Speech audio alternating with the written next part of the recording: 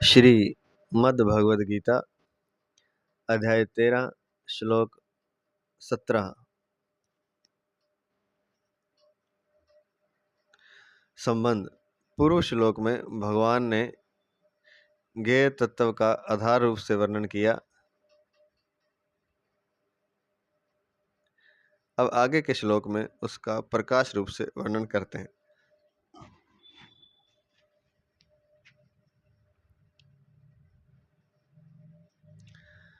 ज्योतिषामपि तज्ज्योतिस्तमसः परमुच्यते ज्ञानं ज्ञेयं ज्ञानगम्यं हृदि सर्वस्य विष्ठितम्। वे परमात्मा संपूर्ण ज्योतियों के भी ज्योति और अज्ञान से भी अत्यंत परे कहे गए हैं। वे ज्ञान स्वरूप, जानने योग्य, ज्ञान से प्राप्त करने योग्य और सबके हृदय में विराजमान है। व्याख्या करने जा रहे हैं। प्रातः स्मरणीय, प्रातः वंदनीय, परम पूज्य भागवत तत्व प्रेम तत्व प्राप्त महापुरुष पूज्य महाराज श्री स्वामी राम सुखदास जी महाराज जी, उनके ग्रंथ साधक संजीवनी से महाराज जी के पावन अलौकिक चरणों में अनंत दंडवत नमन करते हुए महाराज जी के आशीर्वाद से व्याख्या शुरू करते हैं। व्याख्या। ज्योतिषामपि तज्ज्योति ही। ज्योति नाम प्रकाश अर्थात ज्ञान का है, अर्थात जिनसे प्रकाश मिलता है, ज्ञान होता है, वे सभी ज्योति हैं। भौतिक पदार्थ सूर्य, चंद्र, नक्षत्र, तारा, अग्नि, विद्युत आदि के प्रकाश में दिखते हैं। अतः भौतिक पदार्थों की ज्योति अर्थात प्रकाशक सूर्य, चंद्र आदि हैं। वर्णात्मक और ध्वन्यात्मक शब्दों का ज्ञान कान से होता है। अतः शब्द की ज्योति अर्थात प्रकाशक कान है। शीत, उष्ण, कोमल, कठोर आदि के स्पर्श का ज्ञान त्वचा से होता है। अतः स्पर्श की ज्योति अर्थात प्रकाशक त्वचा है।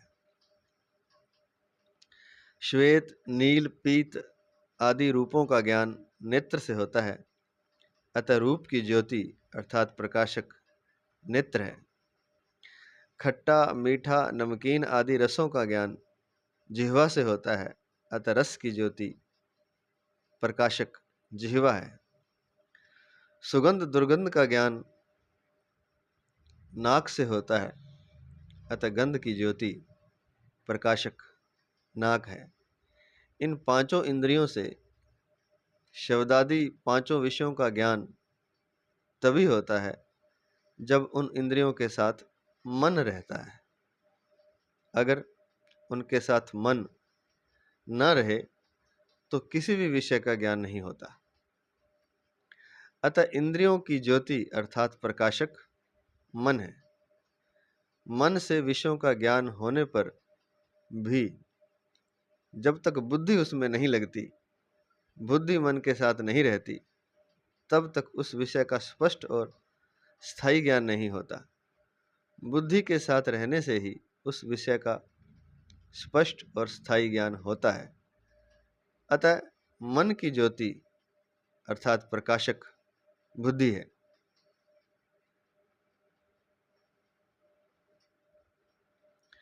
बुद्धि से कर्तव्य अकर्तव्य, सत्य असत्य, नित्य अनित्य का ज्ञान होने पर भी अगर स्वयं अर्थात कर्ता उसको धारण नहीं करता तो वह बौद्धिक ज्ञान ही रह जाता है। वह ज्ञान जीवन में आचरण में नहीं आता। अगर स्वयं कर्ता उसको धारण नहीं करता, जो बुद्धि से कर्तव्य अकर्तव्य, सत्य असत, नित्य अनित्य का ज्ञान होता है, अगर स्वयं अर्थात कर्ता उसको धारण नहीं करता तो वह बौद्धिक ज्ञान ही रह जाता है। वह ज्ञान जीवन में आचरण में नहीं आता। वह बात स्वयं में नहीं बैठती। जो बात स्वयं में बैठ जाती है वह फिर कभी नहीं जाती। अतः बुद्धि की ज्योति अर्थात प्रकाशक स्वयं है, स्वयं भी परमात्मा का अंश है और परमात्मा अंशी है। स्वयं में ज्ञान प्रकाश परमात्मा से ही आता है।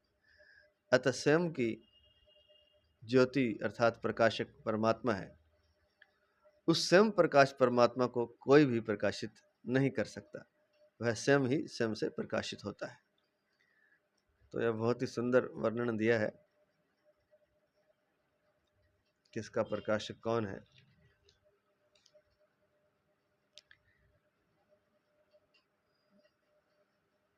तो पहले तो है भौतिक पदार्थ, उनके प्रकाशक सूर्य चंद्र आदि प्रकाश के स्रोत हैं।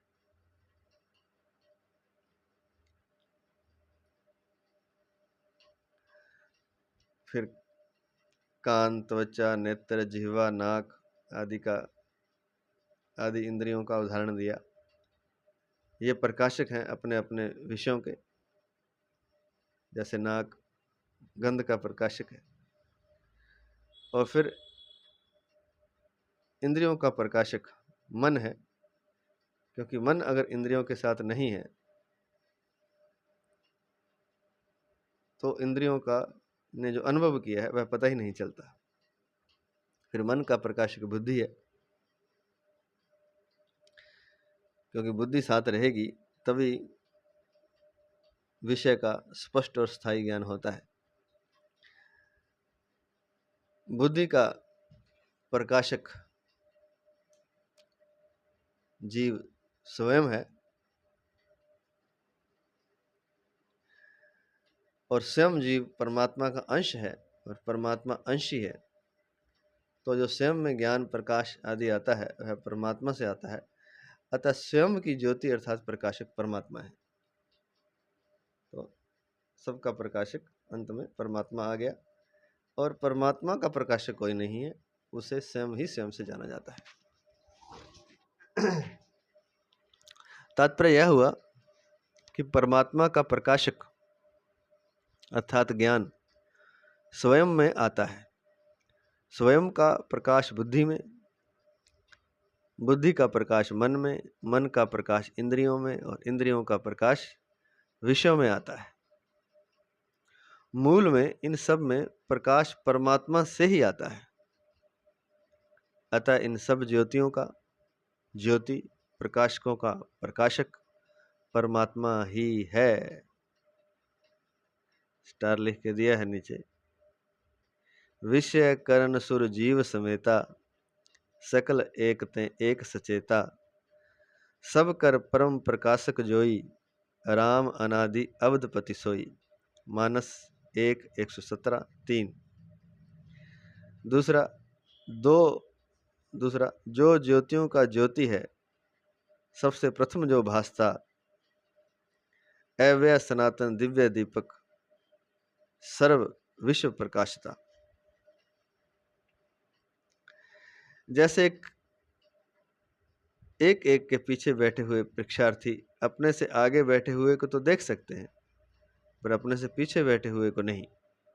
ऐसे ही अहम, बुद्धि, मन, इंद्रियां आदि भी अपने से आगे आने वाले को तो जान सकते हैं, आगे आने वाले को तो देख अर्थात जान सकते हैं, पर अपने से पीछे वाले को नहीं।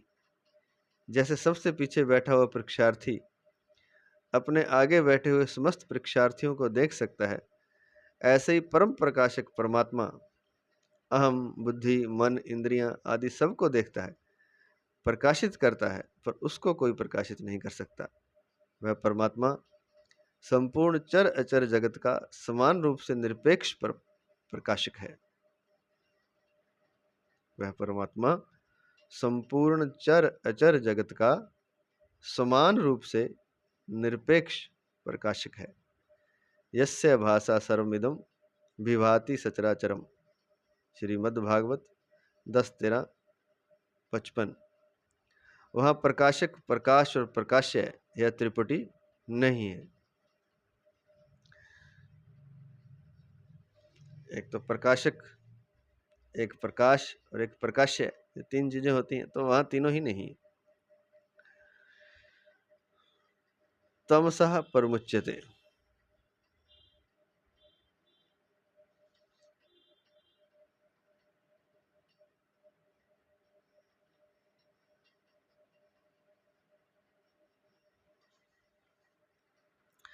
वह परमात्मा अज्ञान से अत्यंत परे अर्थात सर्वथा असबद्ध और निर्लिप्त है। इंद्रियां, मन, बुद्धि और अहम, इनमें तो ज्ञान और अज्ञान दोनों आते जाते हैं। वह परमात्मा अज्ञान से अत्यंत परे अर्थात सर्वथा असबद्ध और निर्लिप्त है। इंद्रियां, मन, बुद्धि और अहम, इनमें तो ज्ञान और अज्ञान दोनों आते जाते हैं, परंतु जो सबका परम प्रकाशक है, उस परमात्मा में अज्ञान कभी आता ही नहीं, आ सकता ही नहीं और आना संभव ही नहीं। जैसे सूर्य में अंधेरा कभी आता ही नहीं, ऐसे ही उस परमात्मा में अज्ञान कभी आता ही नहीं। अतः उस परमात्मा को अज्ञान से अत्यंत परे कहा गया है।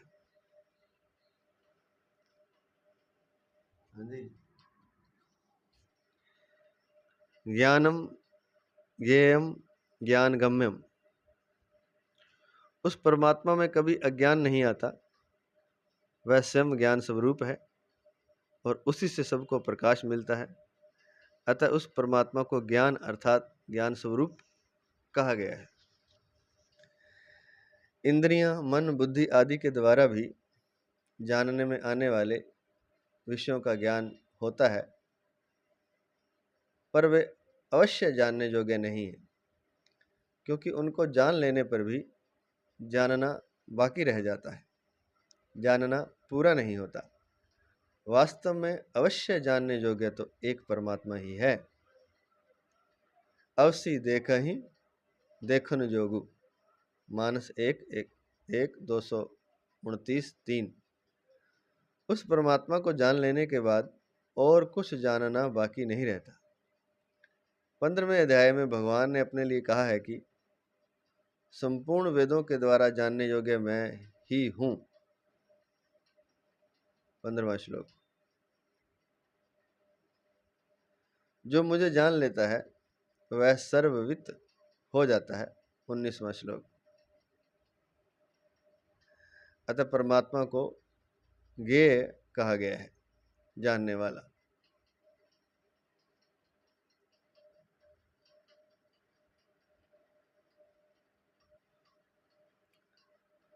ज्ञान के द्वारा असत्य का त्याग होने पर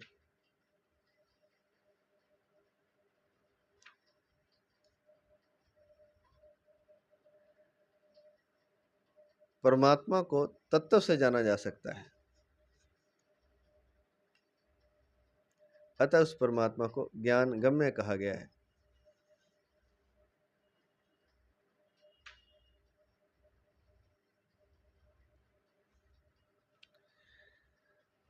हृदि सर्वस्य विष्ठितम, वह परमात्मा सबके हृदय में नित्य निरंतर विराजमान है। तात्पर्य है कि यद्यपि वह परमात्मा सब देश, काल, वस्तु, व्यक्ति, घटना, परिस्थिति, अवस्था आदि में परिपूर्ण रूप से व्यापक है, तथापि उसका प्राप्ति स्थान तो हृदय ही है। हृदय सर्वस्य विष्ठितम, वह परमात्मा सबके हृदय में नित्य निरंतर विराजमान है और उसका प्राप्ति स्थान हृदय ही है। उस परमात्मा का अपने हृदय में अनुभव करने का उपाय है। नंबर 1, मनुष्य हर एक विषय को जानता है, तो उस जानकारी में सत्य और असत्य ये दोनों रहते हैं। इन दोनों का विभाग करने के लिए साधक यह अनुभव करे कि मेरी जो जागृत, स्वप्न, सुषुप्ति और बालकपन, जवानी, बुढ़ापा आदि अवस्थाएं तो भिन्न भिन्न हुई, पर मैं एक रहा।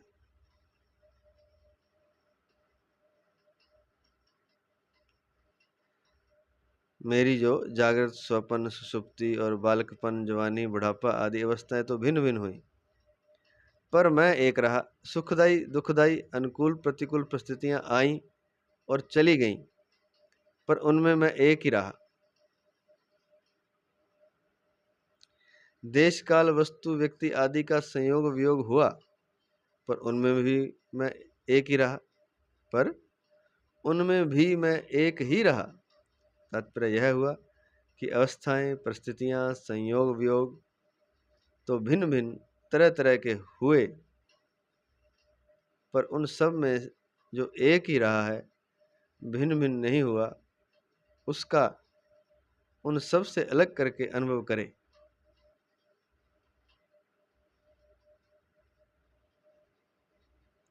उसका अनुभव करे जो एक ही रहा, भिन्न भिन्न नहीं हुआ, उसका अर्थात उन सब से अलग करके अनुभव करे। ऐसा करने से जो सबके हृदय में विराजमान है, उसका अनुभव हो जाएगा, क्योंकि वह स्वयं परमात्मा से अभिन्न है।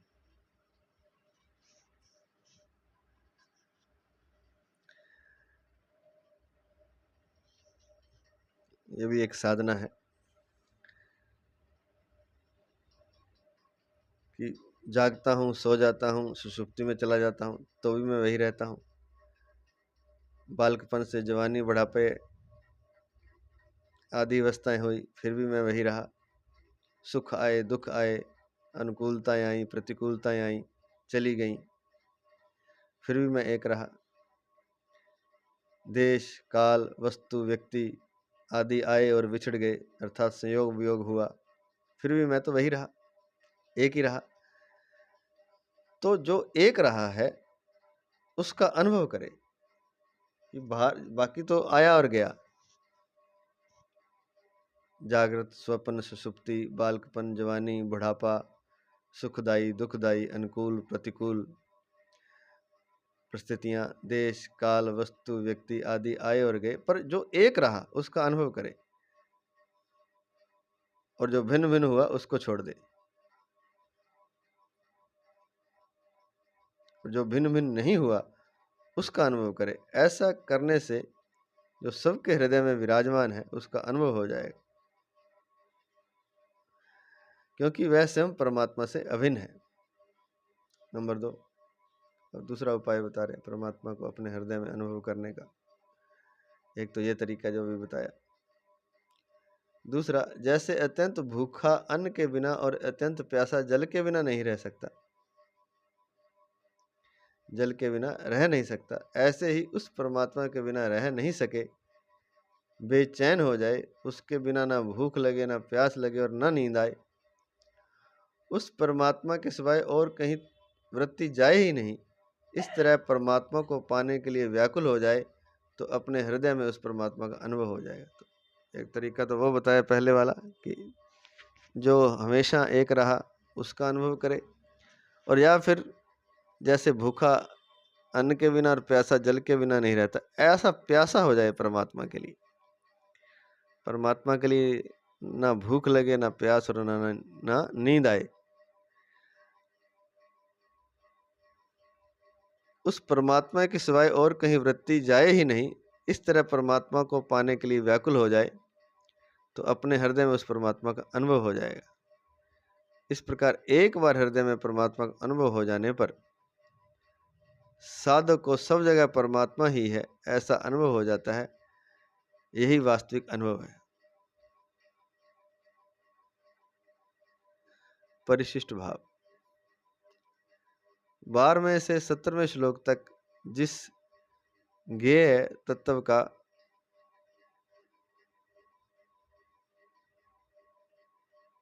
वर्णन हुआ है, वह भगवान का समग्र रूप वासुदेव सर्वम ही है।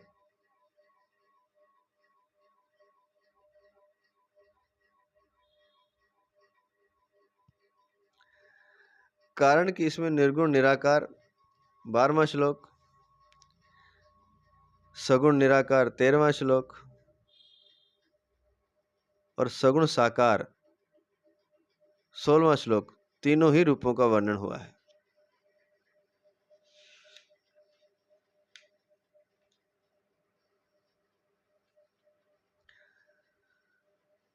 अगला पद, ज्ञान गम्यम, परमात्मा तत्व ज्ञान से ही जाने जाते हैं, क्रिया वस्तु आदि से नहीं।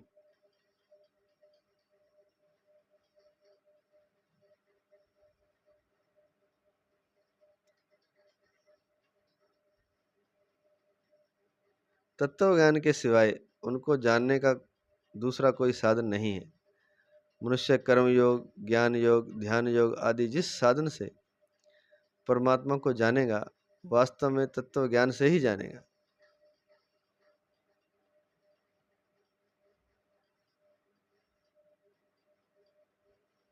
श्रद्धा, भक्ति, विश्वास, भगवत कृपा आदि से भी जानेगा तो तत्व ज्ञान से ही जानेगा, कारण कि जानना ज्ञान से ही होता है। यहाँ ज्ञान गम्य पद का अर्थ साधन समुदाय से प्राप्त होने योग्य भी लिया जा सकता है।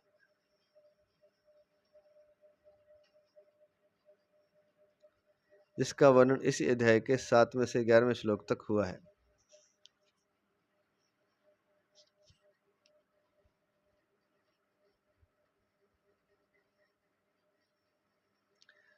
अगला श्लोक,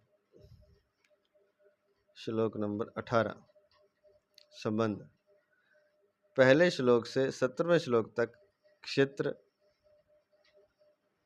ज्ञान और ज्ञेय का जो वर्णन हुआ है,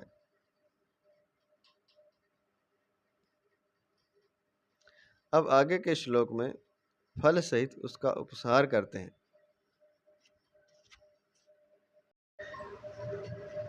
इति क्षेत्रम तथा ज्ञानम ज्ञेयं चोक्तं समासतः मद्भक्त एतद्विज्ञाय मद्भावायोपपद्यते। श्लोक नंबर 18। इस प्रकार क्षेत्र तथा ज्ञान और ज्ञेय को संक्षेप से कहा गया है। मेरा भक्त इसको तत्व से जानकर मेरे भाव को प्राप्त हो जाता है। व्याख्या, इति क्षेत्रम तथा ज्ञानम ज्ञेयम चोक्तम समासतः। इसी अध्याय के 5वें और 6ठे श्लोक में जिसका वर्णन किया गया है वह क्षेत्र है।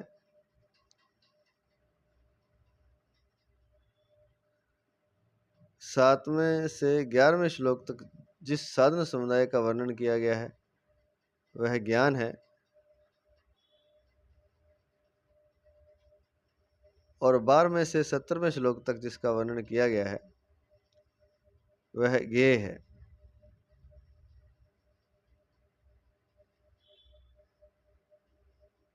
इस तरह मैंने क्षेत्र, ज्ञान और ज्ञेय का संक्षेप में वर्णन किया है।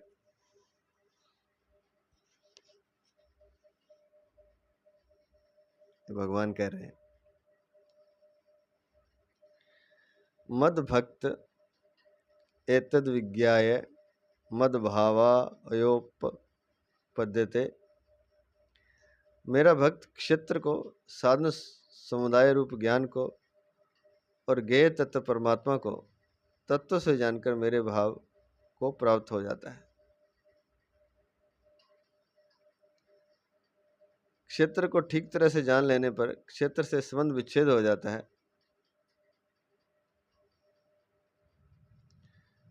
ज्ञान को अर्थात साधन समुदाय को ठीक तरह से जानने से,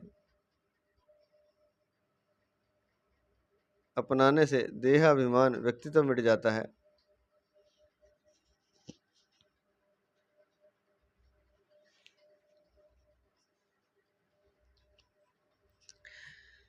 क्षेत्र को ठीक तरह से जान लेने पर क्षेत्र से संबंध विच्छेद हो जाता है।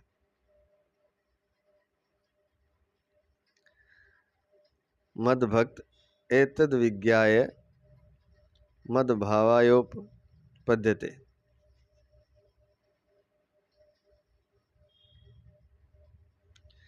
अर्थात मेरा भक्त क्षेत्र को, साधन समुदाय रूप ज्ञान को और ज्ञेय तत्व परमात्मा को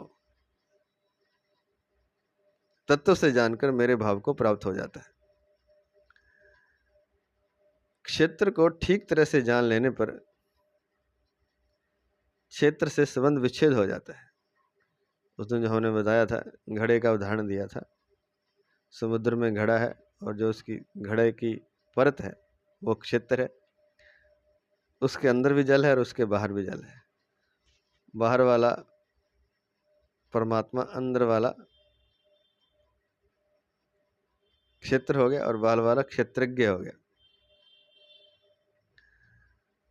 तो क्षेत्र को ठीक तरह से जान लेने पर क्षेत्र से संबंध विच्छेद हो जाता है। ज्ञान को अर्थात साधन समुदाय को ठीक तरह से जानने से, अपनाने से देह अभिमान अर्थात व्यक्तित्व मिट जाता है।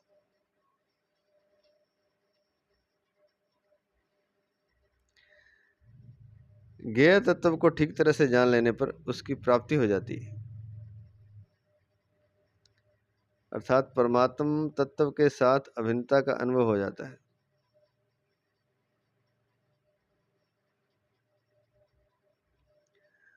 तो कहते हैं कि जैसे चित्र अर्थात ये शरीर है, इसको ठीक तरह से जान ले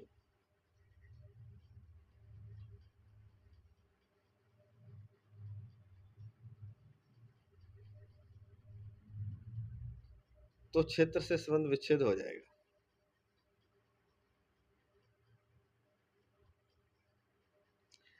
ऐसे ही ज्ञान को अर्थात साधन समुदाय को ठीक तरह से जानने से देहाभिमान अर्थात व्यक्तित्व मिट जाता है। ज्ञेय तत्व को ठीक तरह से जान लेने पर उसकी प्राप्ति हो जाती है, अर्थात परमात्मा तत्व के साथ अभिन्नता का अनुभव हो जाता है। परिशिष्ट भाव, यहाँ मध्य भक्त एतद विज्ञाय पदों का तात्पर्य है कि समग्र परमात्मा का ज्ञान भक्ति से ही हो सकता है।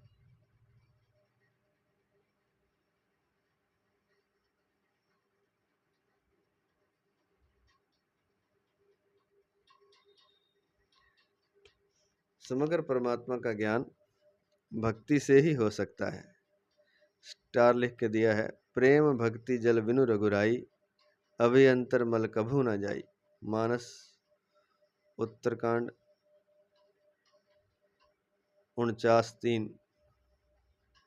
प्रेम के भक्ति के जल के बिना, भगवान से प्रेम और भक्ति के जल के बिना अभियंतर मल कभू न जाई। जो भीतर मल है, विचारों का भी मल होता है, वह कभी जाता नहीं, अर्थात मैल हटती नहीं है, पवित्रता नहीं आती, परमात्मा की प्राप्ति नहीं होती।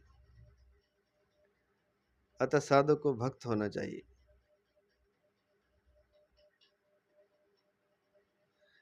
यहाँ मद भक्त एतद विज्ञाय पदों का तात्पर्य है कि समग्र परमात्मा का ज्ञान भक्ति से ही हो सकता है, अतः साधक को भक्त होना चाहिए।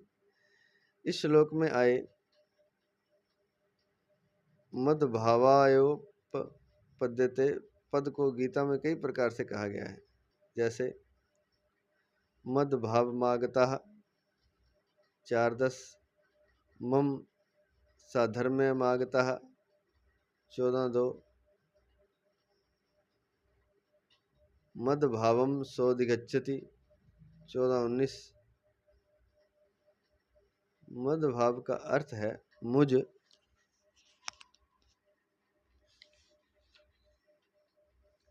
परमात्मा की सत्ता। यह सिद्धांत है कि सत्ता एक ही होती है, दो नहीं होती। भगवान ने गीता में ज्ञान और भक्ति दोनों में ही अपने भाव की प्राप्ति बताई है। ज्ञान में इसका तात्पर्य है ब्रह्म से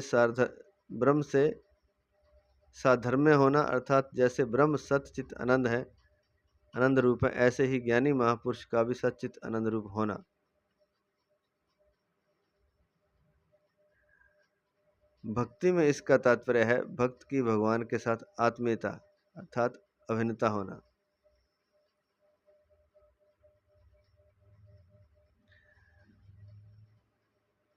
अगला श्लोक 19 और 20 संबंध इसी अध्याय के पहले और दूसरे श्लोक में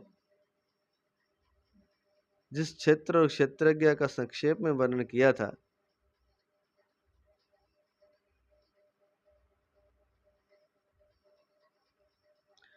उसी का विस्तार से वर्णन करने के लिए आगे का प्रकरण आरंभ करते हैं। श्लोक नंबर 19। प्रकृतिं पुरुषं चैव विध्यनादि उभावपि विकारांश्च गुणाश्चैव विद्धि प्रकृति संभवान्। कार्यकरणकर्तृत्वे हेतुः प्रकृतिरुच्यते पुरुषः सुख दुःखानां भोक्तृत्वे हेतुरुच्यते। 19वां और 20वां श्लोक दोनों हो गए। प्रकृति और पुरुष दोनों को ही तुम अनादि समझो और विकारों को तथा गुणों को भी प्रकृति से ही उत्पन्न समझो। कार्य और करण के द्वारा होने वाली क्रियाओं को उत्पन्न करने में प्रकृति हेतु कही जाती है और सुख दुखों के भोक्तापन में पुरुष हेतु कहा जाता है।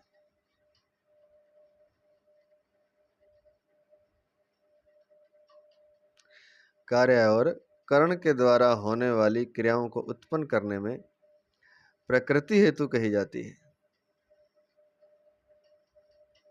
और सुख दुखों के भोक्तापन में पुरुष हेतु कहा जाता है। व्याख्या।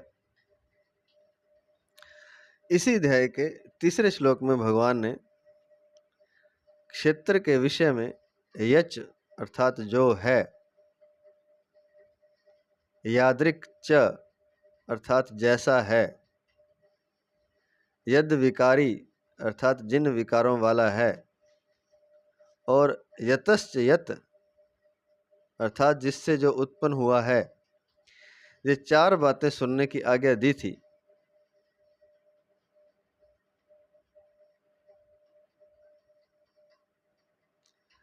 अर्थात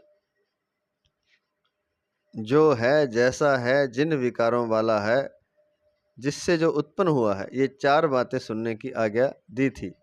यच्च, यादृक् च, यद्विकारी और यतश्च यत।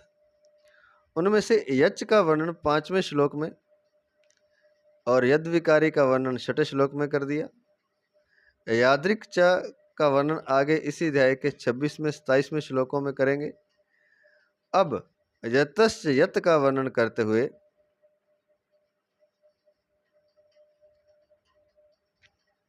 प्रकृति से विकारों और गुणों को उत्पन्न हुआ बताते हैं। इसमें भी देखा जाए तो विकारों का वर्णन पहले 6ठे श्लोक में इच्छा द्वेषः आदि पदों से किया जा चुका है। यहाँ गुण प्रकृति से उत्पन्न होते हैं, यह बात नहीं बताई है।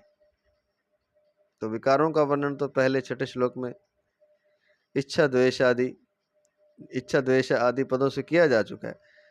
यहाँ गुण प्रकृति से उत्पन्न होते हैं, यह बात नहीं बताई है। 12वें से 18वें श्लोक तक ज्ञेय तत्व अर्थात परमात्मा का वर्णन है और यहाँ 19वें से 34वें श्लोक तक पुरुष अर्थात क्षेत्रज्ञ का वर्णन है। वहां तो ज्ञेय तत्व के अंतर्गत ही सब कुछ है और यहाँ पुरुष के अंतर्गत सब कुछ है। अर्थात वहां ज्ञेय तत्व के अंतर्गत पुरुष है और यहाँ पुरुष के अंतर्गत ज्ञेय तत्व है। तात्पर्य यह है कि ज्ञेय तत्व अर्थात परमात्मा और पुरुष अर्थात क्षेत्रज्ञ दोनों तत्व से दो नहीं प्रत्युत एक ही है।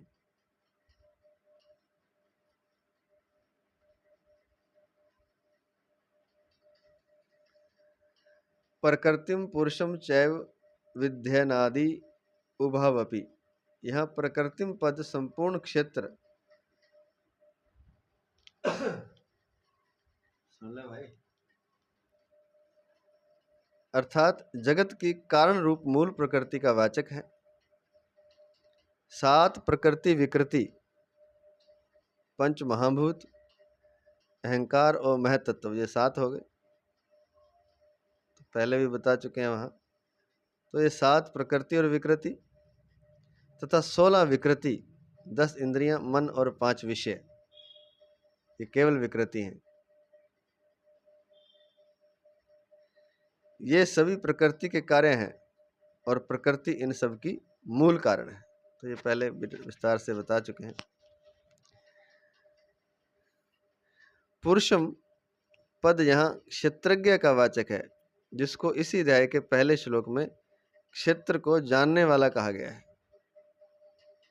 प्रकृति और पुरुष दोनों को अनादि कहने का तात्पर्य है कि जैसे परमात्मा का अंश यह पुरुष अर्थात जीवात्मा अनादि है, ऐसे ही यह प्रकृति भी अनादि है। इन दोनों के अनादिपने में फर्क नहीं है, परंतु दोनों के स्वरूप में फर्क है। जैसे प्रकृति गुणों वाली है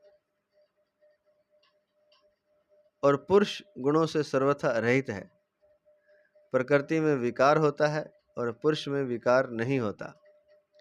प्रकृति जगत की कारण बनती है और पुरुष किसी का भी कारण नहीं बनता। प्रकृति में कार्य एवं कारण भाव है और पुरुष कार्य एवं कारण भाव से रहित है। अगला पद है उभो एव। उभौ एव कहने का तात्पर्य है कि प्रकृति और पुरुष दोनों अलग अलग हैं। अतः जैसे प्रकृति और पुरुष अनादि हैं, ऐसे उन दोनों का यह भेद अर्थात विवेक भी अनादि है।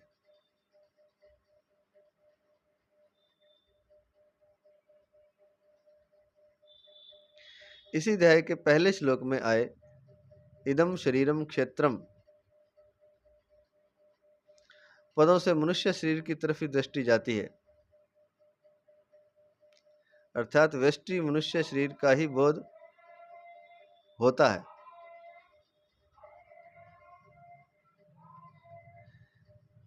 इदम शरीरम क्षेत्रम पदों से मनुष्य शरीर की तरफ ही दृष्टि जाती है, अर्थात व्यष्टि मनुष्य शरीर का ही बोध होता है। और क्षेत्रज्ञ पद से मनुष्य शरीर को जानने वाले व्यष्टि क्षेत्रज्ञ का ही बोध होता है। अतः प्रकृति और उसके कार्य मात्र का बोध कराने के लिए यहाँ प्रकृतिम पद का और मात्र क्षेत्रज्ञों का बोध कराने के लिए यहाँ पुरुषम पद का प्रयोग किया गया है।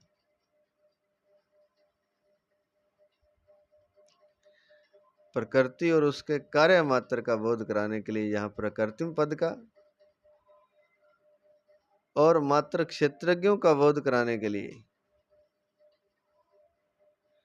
यहाँ पुरुषम पद का प्रयोग किया गया है।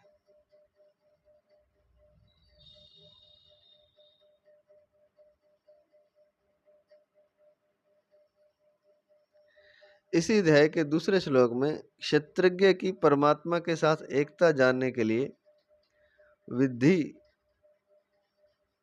पद का प्रयोग किया गया था और यहाँ पुरुष की प्रकृति से भिन्नता जानने के लिए विद्धि पद का प्रयोग किया गया है। तात्पर्य है कि मनुष्य स्वयं को और शरीर को एक समझता है, इसलिए भगवान यहाँ विद्धि पद से अर्जुन को यह आज्ञा देते हैं कि ये दोनों सर्वथा अलग अलग हैं। इस बात को तुम ठीक तरह से समझ लो। ये शरीर और मैं दोनों अलग अलग हैं। शरीर तो प्रकृति का हिस्सा है और मैं परमात्मा का अंश। और यहाँ पुरुष का अंश बताया गया है। पुरुष का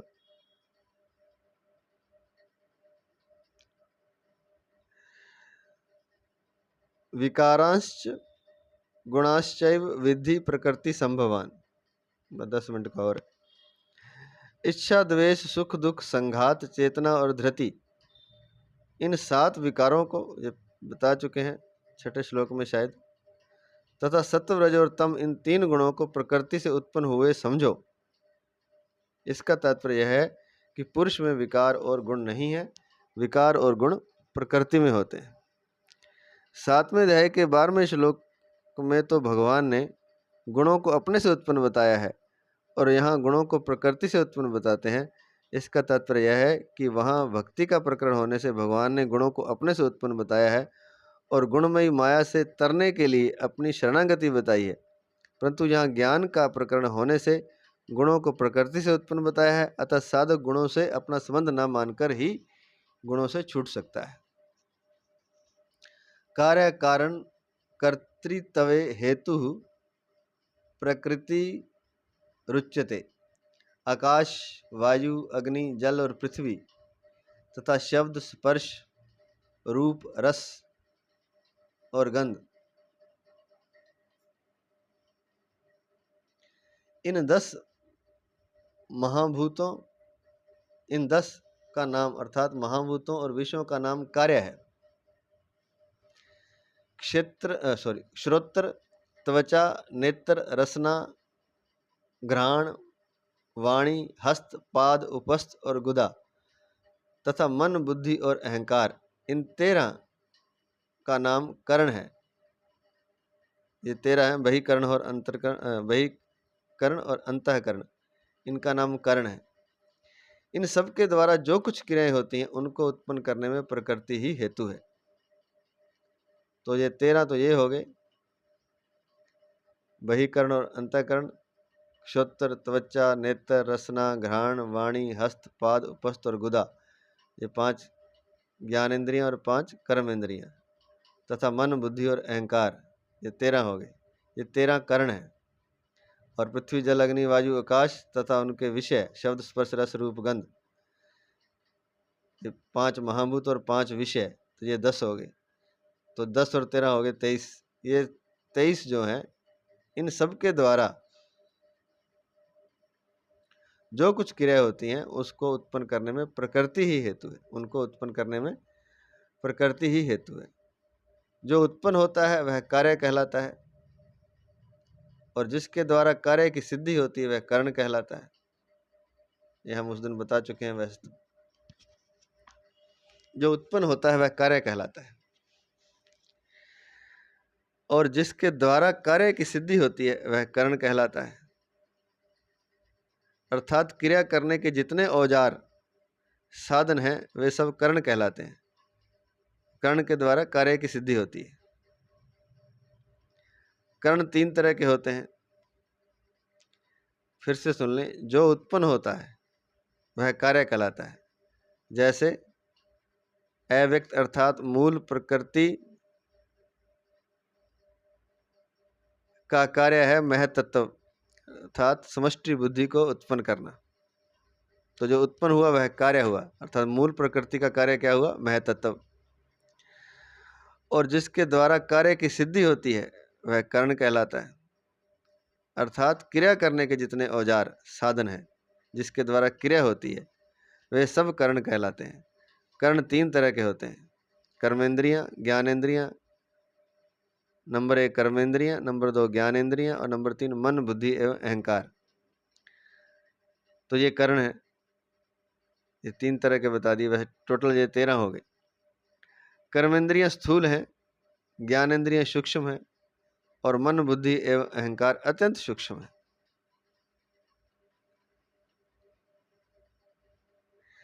कर्मेंद्रियों और ज्ञानेंद्रियों को बहिकरण कहते हैं, बहिकरण कहते हैं, बहिकरण कहते हैं तथा मन, बुद्धि और अहंकार को अंतःकरण कहते हैं। जिनसे क्रियाएं होती हैं वे कर्मेंद्रिय हैं, और कर्मेंद्रियों तथा ज्ञानेंद्रियों पर जो शासन करते हैं वे मन, बुद्धि और अहंकार हैं। तो क्रियाएं तो होती हैं कर्मेंद्रियों के द्वारा, हाथों के द्वारा, पैरों के द्वारा, ये मुख है इसके द्वारा भोजन करते हैं। उपस्थ और गुदा है, उपस्थ द्वारा प्रजनन क्रिया होती है, गुदा द्वारा मल का त्याग करते हैं। तो ये क्रियाएं जो होती हैं जब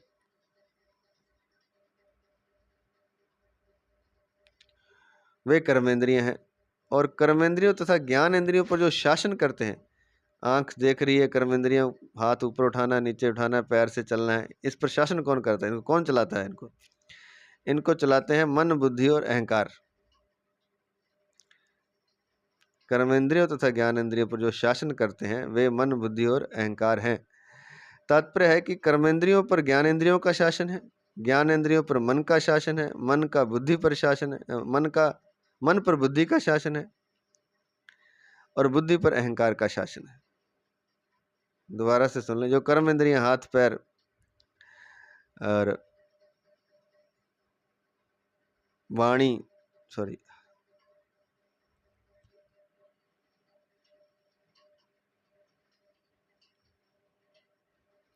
हाथ पैर मुख उपस्थ और गुदा, ये 5 कर्मेंद्रियां हैं।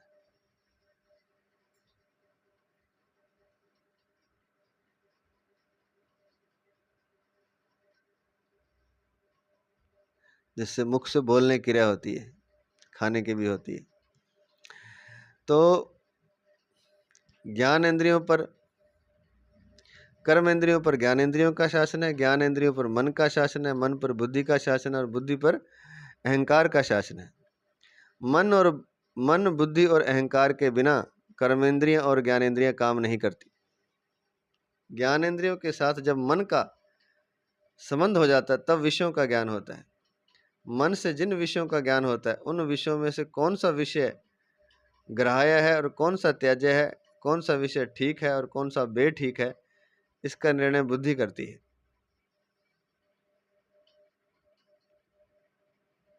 बुद्धि के द्वारा निर्णित विषयों पर अहंकार शासन करता है। अहंकार 2 तरह का होता है। नंबर 1 अहम वृत्ति और अहम कर्ता। अहम वृत्ति और अहम कर्ता। अहम वृत्ति किसी के लिए कभी दोषी नहीं होती, पर उस अहम वृत्ति के साथ जब स्वयं अर्थात पुरुष अपना संबंध जोड़ लेता है, तादात्म्य कर लेता है, तब वह अहम कर्ता बन जाता है। तात्पर्य है कि अहम वृत्ति से मोहित होकर, उसके परवश होकर स्वयं उस अहम वृत्ति में अपनी स्थिति मान लेता है, तो वह कर्ता बन जाता है। अहंकार विमूढ़ात्मा कर्ता मिति मन्यते, गीता 3:27। प्रकृति का कार्य बुद्धि अर्थात महतत्व है और बुद्धि का कार्य अहम वृत्ति अर्थात अहंकार है। यह अहम वृत्ति है तो बुद्धि का कार्य, पर इसके साथ तादात्म्य करके स्वयं बुद्धि का मालिक बन जाता है। प्रकृति का कार्य बुद्धि अर्थात महतत्व है, पहले भी बताया जा चुका है, और बुद्धि का कार्य अहम वृत्ति अर्थात अहंकार है। यह अहम वृत्ति है तो बुद्धि का कार्य, पर इसके साथ तादात्म्य करके स्वयं जीव बुद्धि का मालिक बन जाता है।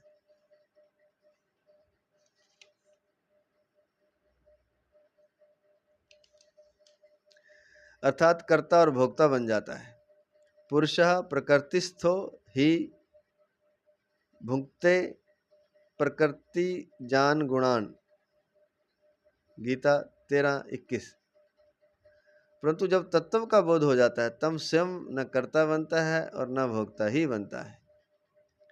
शरीरस्थोपि कौन्तेय न करोति न लिप्यते, गीता 13:31।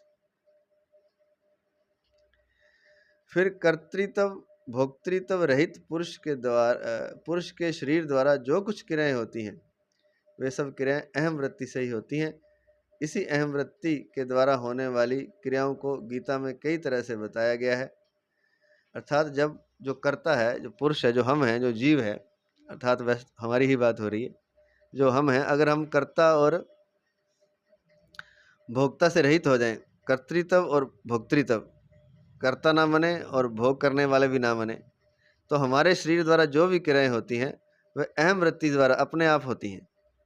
इसी अहम वृत्ति के द्वारा होने वाली क्रियाओं को गीता में कई तरह से बताया गया। जैसे प्रकृति के साथ ही सब क्रियाएं होती हैं, 13वें अध्याय का 29वां श्लोक।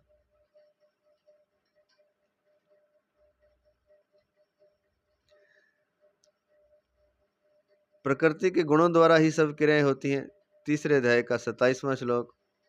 गुण ही गुणों में बरत रहे हैं, 3रे अध्याय का 28वां श्लोक। गुणों के सिवाय दूसरा कोई कर्ता नहीं है, 14वें अध्याय का 19वां श्लोक। इंद्रियां ही अपने अपने विषयों में बरत रही हैं, 5वें अध्याय का 9वां श्लोक आदि। तात्पर्य है कि वही करण और अंतःकरण के द्वारा जो क्रियाएं होती हैं वे सब प्रकृति से ही होती हैं। अगला पद, पुरुषः सुख दुखानां भोक्तृत्वे हेतुरुच्यते। अनुकूल परिस्थिति के आने पर सुखी अर्थात राजी होना यह सुख का भोग है, और प्रतिकूल परिस्थिति के आने पर दुखी अर्थात नाराज होना यह दुख का भोग है। यह सुख दुख का भोग पुरुष अर्थात चेतन में ही होता है, प्रकृति अर्थात जड़ में नहीं। अब सुख दुख का भोग कौन करता है? जो मैं ही करूंगा, मेरा जो चेतन स्वरूप है अर्थात पुरुष ही करता है, जो जीव है वही करता है सुख दुख का भोग। प्रकृति में थोड़ी होता है सुख दुख, हम में होता है, क्योंकि जड़ प्रकृति में सुखी दुखी होने की सामर्थ्य नहीं है। अतः सुख दुख के भोक्तापन में पुरुष हेतु कहा गया है। अगर पुरुष अनुकूल प्रतिकूल परिस्थितियों से मिलकर राजी नाराज ना हो तो वह सुख दुख का भोक्ता नहीं बन सकता। तो वह क्या करे, पुरुष जीव क्या करे कि प्रतिकूल या अनुकूल परिस्थिति जो भी आए उसमें ना तो खुश हो ना नाराज हो। सुख दुख का अनुकूल प्रतिकूल परिस्थितियों से मिलकर राजी नाराज ना हो तो वह सुख दुख का भोक्ता नहीं बन सकता। अनुकूल परिस्थिति आई तो खुश ना हो, प्रतिकूल परिस्थिति आई तो नाराज ना हो, अर्थात सुखी दुखी ना हो तो वह सुख दुख का भोक्ता नहीं बन सकता।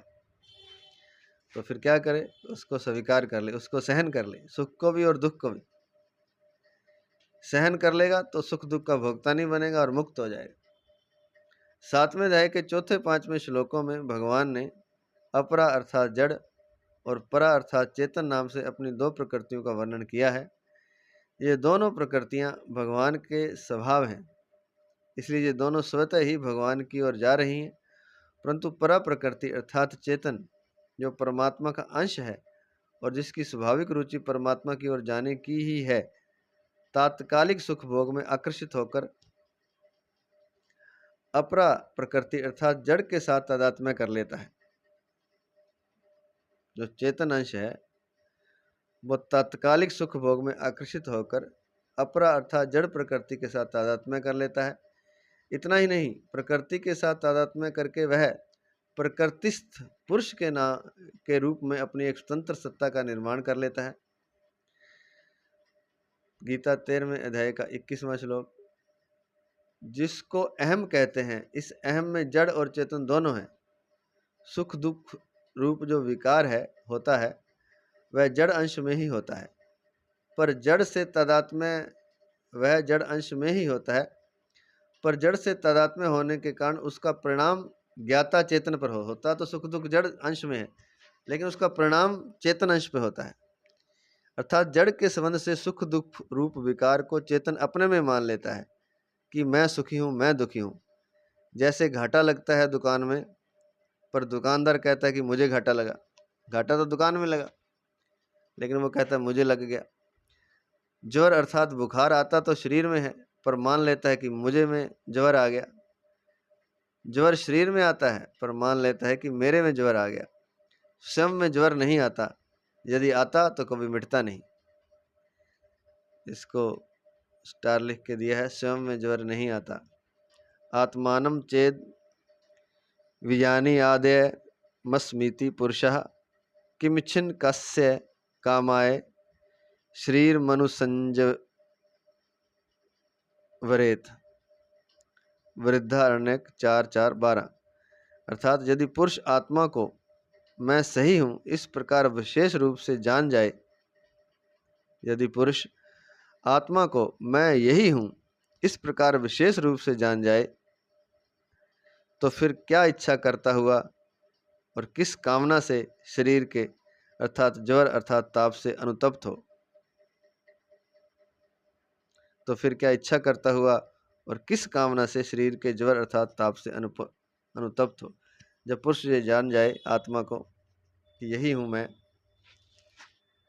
तो फिर किस कामना से वो शरीर के ज्वर से तप्त होगा, अनुतप्त होगा। तो शरीर में ज्वर आता नहीं, मेरे में ज्वर कभी नहीं आता, स्वयं में ज्वर नहीं आता, यदि आता तो फिर कभी मिटता नहीं। सुख दुख का परिणाम चेतन पर होता है। 2 मिनट का रह गया बस। तभी वह सुख दुख से मुक्ति चाहता है। अगर वह सुखी दुखी ना हो तो उसमें मुक्ति की इच्छा हो ही नहीं सकती। मुक्ति की इच्छा जड़ के संबंध से ही होती है, क्योंकि जड़ को स्वीकार करने से ही बंधन हुआ है। जो अपने को सुखी दुखी मानता है वही सुख दुख रूप विकार से अपनी मुक्ति चाहता है और उसी की मुक्ति होती है। तो पहले तो जो अपने को सुखी दुखी मानता है वही सुख दुख से छूटना चाहता है, और जो छूटना चाहता है उसी की मुक्ति होती है। तात्पर्य है कि तादात्म्य में मुक्ति अर्थात कल्याण की इच्छा में चेतन की मुख्यता और भोगों की इच्छा में जड़ की मुख्यता होती है। इसलिए अंत में कल्याण का भागी चेतन ही होता है, जड़ नहीं, क्योंकि जड़ की तो मुख्यता क्या है, भोगों की इच्छा में। इसलिए अंत में कल्याण का भागी चेतन ही होता है, जड़ नहीं। विकृति मात्र जड़ में ही होती है, चेतन में नहीं। अतः वास्तव में सुखी दुखी होना चेतन का धर्म नहीं है, अर्थात हमारा धर्म नहीं है। हम जो आत्मा है हमारा धर्म नहीं है, प्रत्युत जड़ के संग से अपने को सुखी दुखी मानना ज्ञाता चेतन का स्वभाव है। वो मान लेता है कि मैं सुखी दुखी हूँ। वस्तुतः सुख दुखी चेतन का धर्म नहीं है, सुखी दुखी होना। तात्पर्य है कि चेतन सुखी दुखी होता नहीं, प्रत्युत सुखाकार दुखाकार वृत्ति से मिलकर अपने को सुखी दुखी मान लेता है। ये माना हुआ है, होता नहीं है। चेतन में एक दूसरे से विरुद्ध सुख दुख रूप दो भाव हो ही कैसे सकते हैं? दो रूप परिवर्तनशील प्रकृति में ही हो सकते हैं। जो परिवर्तनशील नहीं है उसके दो रूप नहीं हो सकते। तात्पर्य यह है कि सब विकार परिवर्तनशील में ही हो सकते हैं। चेतन स्वयं ज्यों का त्यों रहते हुए भी परिवर्तनशील प्रकृति के संग से उसके विकारों को अपने में आरोपित करता रहता है। चेतन क्या करता है? स्वयं ज्यों का त्यों रहते हुए भी परिवर्तनशील प्रकृति के संग से उसके विकारों को अपने में आरोपित करता रहता है नहीं उसमें, वो अपने में आरोपित कर लेता है। यह सबका अनुभव है कि हम सुख में दूसरे तथा दुख में दूसरे नहीं हो जाते, एक ही रहते हैं। सुख और दुख दोनों अलग अलग हैं, पर हम एक ही रहते हैं। सुख में भी हम वही हैं, दुख में भी हम वही हैं। इसलिए कभी सुखी होते हैं और कभी दुखी होते हैं। अंतिम बात है सुनने वाली। चेतन स्वयं ज्यों का त्यों रहते हो, चेतन है तो ज्यों का त्यों, उसमें कुछ परिवर्तन कुछ होता नहीं, लेकिन स्वयं ज्यों का त्यों रहते हुए भी परिवर्तनशील प्रकृति के संग से उसके विकारों को अपने में आरोपित करता है, अर्थात अपने में मान लेता है, अपने में आरोपित करता रहता है। चेतन स्वयं ज्यों का त्यों रहते हुए भी परिवर्तनशील प्रकृति के संग से उसके विकारों को अपने में आरोपित करता रहता है।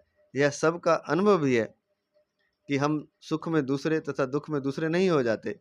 सुख और दुख दोनों अलग अलग हैं, पर हम एक ही रहते हैं। इसलिए कभी सुखी होते हैं और कभी दुखी होते हैं। आज इतना ही। जय श्री कृष्ण, जय श्री कृष्ण, जय श्री कृष्ण। ये परिशिष्ट भाव रह गया 19वें 20वें श्लोक का साधक संजीवनी ग्रंथ, पेज नंबर 895 से कल करेंगे हम। 895 दूसरा पैराग्राफ से। जय श्री कृष्ण, जय श्री कृष्ण, जय श्री कृष्ण।